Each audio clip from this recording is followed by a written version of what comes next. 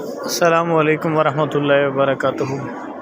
یہ جناب شریفہ بنت الحسن علیہ السلام آپ کے بارگاہ مقدسہ میں حاضری کا اللہ نے شرف نصیب فرمایا ہے۔ یہ کربلا سے جب قافلہ کوفہ کی طرف قید کر کے لے جایا گیا تھا، تو جب بیویوں کو قید کر کے لے جایا جا رہا تھا تو ان میں ایک یہ شہزادہ قاسم جو آقا امام مولا حسن مجتبیٰ علیہ السلام آپ کے شہزادے ہیں، ان کی یہ ہمشیرہ جناب شریفہ بھی ساتھ تھیں۔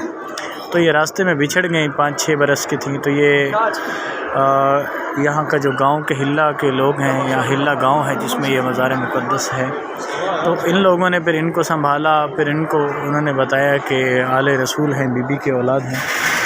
تو پھر ان لوگوں نے آپ کے ساتھ بہت تعاون کیا، پھر آپ یہیں پہ رہیں۔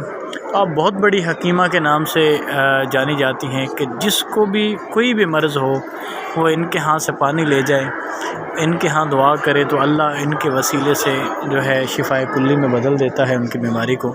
تو تمام احباب دعا بھی کر لیں، تمام احباب زیارت بھی کر لیں، اور اس مظلومیت کو بھی دیکھ لیں جو اہل بیت کے ساتھ کی گئی ہے۔ کوئی ہستی کہاں ہے، کوئی کہاں ہے، یہ ہمارے مسلمانوں نے یہ بس میں کیا الفاظ ادا کر سکتا ہوں یہاں پہ کھڑے ہو کے۔